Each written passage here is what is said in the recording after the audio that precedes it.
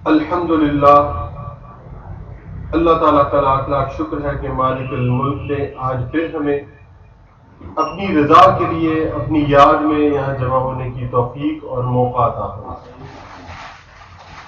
لاکھوں اور کروڑوں درود و سلام حضرت محمد مصطفیٰ صلی اللہ علیہ وسلم پر، جن کے طفیل صدقے مالک نے مہربانی فرمائی۔ لاکھوں اور کروڑوں برکتیں رحمتیں میرے پیر و مرشد حضرت ہارون رشید صاحب پر، جن کی تعلیمات پر مالک نے عمل کرنے کی توفیق عطا۔ سامعین اکرام، اللہ تعالیٰ نے قرآن پاک میں ارشاد فرمایا، اعوذ باللہ من الشیطان الرجیم، بسم اللہ الرحمن الرحیم، وَإِذْ قُلْنَا لِلْمَلَائِكَةِ اسْجُدُوا لِآدَمَ فَسَجَدُوا إِلَّا إِبْلِيسَ أَبَى وَاسْتَكْبَرَ وَكَانَ مِنَ الْكَافِرِينَ۔ صدق اللہ العظیم۔ آیت نمبر 34 سورہ بقرہ۔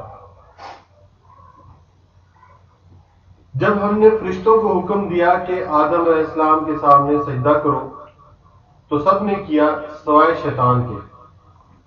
اس نے انکار کیا اور تکبر کیا کیونکہ وہ کافروں میں سے تھا۔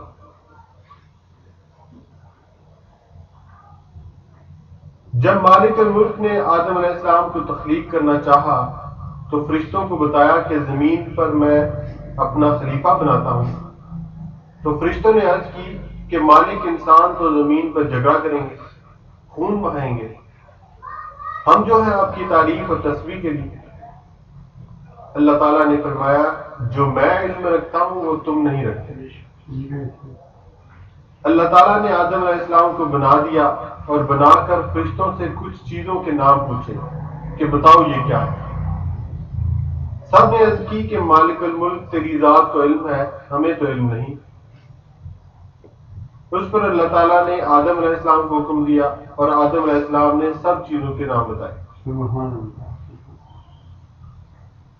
اللہ تعالیٰ نے فرمایا کہ دیکھو، جو میں کہتا ہوں، جو میں جانتا ہوں تم نہیں جانتے۔ پھر فرشتوں کو آدم علیہ السلام کے سامنے سجدہ کرنے کا حکم فرمایا۔ سب نے سر تسلیم خم کیا سوائے شیطان کے۔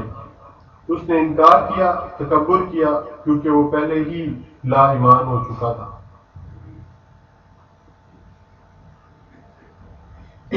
اس قصے سے کچھ باتیں علم میں آتی ہیں۔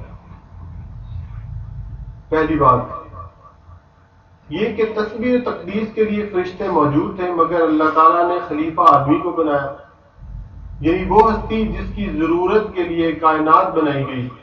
اور پھر یہ کہ فرشتوں کو انسان کے آنے کے بعد کے حالات کس طرح معلوم ہوئے، نہ انہوں نے کوئی کتاب پڑھی، نہ خدا نے انہیں بتایا، مگر انسان کے حالات انہوں نے عرض کر دیے، اور بالکل صحیح معلوم ہوا کہ اللہ تعالیٰ کی مرضی سے ہی ہمارے مستقبل کے حالات روز روشن کی طرح ان کے سامنے واضح ہو گئے۔ یعنی جو خدا چاہتا ہے اور جب چاہتا ہے، نہ اس کے لیے طریقہ ضروری ہے، نہ وقت، نہ راستہ، بس مرضی اور تکمیل۔ دوسری بات یہ کہ پھر اسی طرح یہ عمل حضرت آدم علیہ السلام پر واضح ہوا۔ خدا کا حکم ہر غیب روز روشن کی طرح واضح ہوا۔ تیسری بات یہ کہ افضل مخلوق ملائکہ کو سجدے کے لیے کیوں حکم دیا؟ اس کے اتنے راز ہو سکتے ہیں کہ ہمارے بس میں ہی نہیں کہ سمجھ سکیں۔ البتہ ہماری سمجھ میں جو آتا ہے وہ یہ کہ آدم علیہ السلام کی ذات میں نور محمد صلی اللہ علیہ وسلم درخشاں اور موجود تھا، جس کے لیے ساری کائنات بنائی گئی، اور اس طرح ازل سے ابد تک ساری مخلوق خدا کے لیے تعظیم محمد صلی اللہ علیہ وسلم واجب اور فرض کر دی گئی، جس سے انکار، جس سے بے پرواہی کفر اور شیطانیت بن گیا، اور اس کی وضاحت کے لیے آسمانی کتب میں بھی بار بار ہے۔ علماء نے تو توریت، زبور، انجیل سے تلاش کر کے لکھ دیا ہے، ہم تو قرآن کو ہی دیکھتے ہیں۔ اور اس میں جا بجا خدا کا حکم ملتا ہے. یعنی جو رسول اللہ صلی اللہ علیہ وسلم کی تابعداری کرتا ہے وہ خدا کی بندگی کرتا ہے.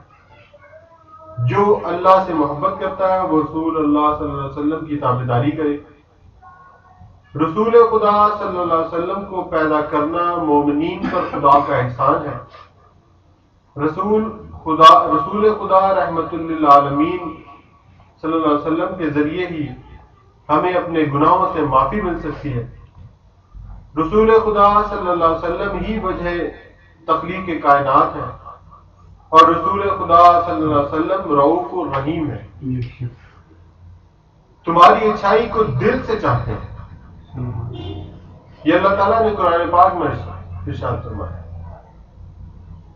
رسول خدا صلی اللہ علیہ وسلم کی ہر ادا خدا کی ادا ہے اور رسول خدا صلی اللہ علیہ وسلم کا ہاتھ خدا کا ہاتھ ہے. اس لیے رسول اللہ صلی اللہ علیہ وسلم کی تعظیم کرو یہاں تک کہ رسول خدا صلی اللہ علیہ وسلم کے سامنے اونچی آواز کرنے سے تمہارے سارے اعمال خواہ کتنے ہی بلند ہو سب ضائع ہو جائیں گے. ان سب ہدایتوں کے بعد اللہ تعالیٰ فرماتا ہے کہ اگر ان سارے کام کے بعد بھی لوگ منہ پھیریں اور ابلیس کی طرح تکبر کریں تو خدا اور اس کا رسول کسی کی تابعداری کا محتاج نہیں ہے. یہ منہ پھیرنے والے کی ازلی بدبختی کا ثبوت ہے، یعنی ان کی ذلت اور جہنمی ہونے کا ثبوت ہے. رسول اللہ صلی اللہ علیہ وسلم کی شان تو قیامت تک بلند سے بلند تر ہوتی جائے گی اور حضور صلی اللہ علیہ وسلم کے غلام اس رحمت خداوندی سے مستفید ہوتے رہیں گے. سامعین کرام، اللہ تعالیٰ کے اس احسان کا بدلہ اگر کسی نے ادا کیا ہے تو وہ حضور صلی اللہ علیہ وسلم کے اپنے ہی شہزادے حضرت امام حسین رضی اللہ تعالیٰ عنہ. انہوں نے ثابت کر دیا کہ انہوں نے خدا کا حکم مانا تو اس پر عمل کس طرح کیا کہ صرف اپنی جان نہیں اپنے سارے کنبے کے سر برسر میدان قربان کر کے دعوی غلامی کی شہادت مہیا کر دی اور قیامت تک کے لیے مومنین اور حضور صلی اللہ علیہ وسلم کے غلاموں کے لیے یہ راستہ متعین کر دیا اور اپنے خون سے روشن کر دیا کہ جو بھی اللہ تعالیٰ کے رسول صلی اللہ علیہ وسلم کی غلامی کا دعویٰ کرتا ہے، حضور صلی اللہ علیہ وسلم کی غلامی کا وعدہ کرتا ہے، وہ اس طرح کرے یعنی حضور صلی اللہ علیہ وسلم کے ایک بال پر اپنی ساری متاع، خواہ دولت ہو، خواہ ماں باپ ہو یا اولاد ہو، ہاتھ کی ہتھیلی پر رکھ کر حاضر ہو جائے. اور یہی عظیم قربانی ہی آنے والی تھی جس کے لیے یہ مہینہ ازل سے حرمت والا چلا ہے. اور یہ راز تب کھلا جب حسین رضی اللہ تعالیٰ عنہ کا سر اپنے آقا و مولا کے لیے اس مہینے میں قربان ہوا اور اس مہینے کو تقدس حقیقی حاصل. حاضر مجلس، پہلی بات تو یہ کہ اگر ہم مسلمان ہیں تو ہمیں خدا کا یہ حکم ماننا پڑے گا اور حضور صلی اللہ علیہ وسلم کے اس فرمان پر عمل کرنا پڑے گا اور حسین رضی اللہ تعالیٰ عنہ کے اسی راستے پر چلنا ہوگا. جو اس طرح ہر لحظہ تیار نہیں وہ ابلیس کا پیروکار ہے، خواہ عالم ہو، امیر ہو، غریب ہو، خواہ گز لمبی داڑھی ہو، خواہ گز لمبی تسبیح ہو. دوسری بات یہ کہ ہمارا یہ عمل کس طرح ہو سکتا ہے کہ ہم بھی ایسے ہی سچے مسلمان بن جائیں. اس کا طریقہ یہ ہے کہ ہم اللہ تعالیٰ کی یاد سے اپنے سینوں کو صاف کر لیں تاکہ حضور صلی اللہ علیہ وسلم کی محبت ہمارا سرمایہ حیات ہو اور کسی وقت بھی ہمارا سینہ اس سے محروم نہ ہو. جو لوگ اس محبت کو سمجھے نہیں اس کی وجہ یہ ہوتی ہے کہ وہ معمولی گستاخی سے اپنے دل کو گندا کر لیتا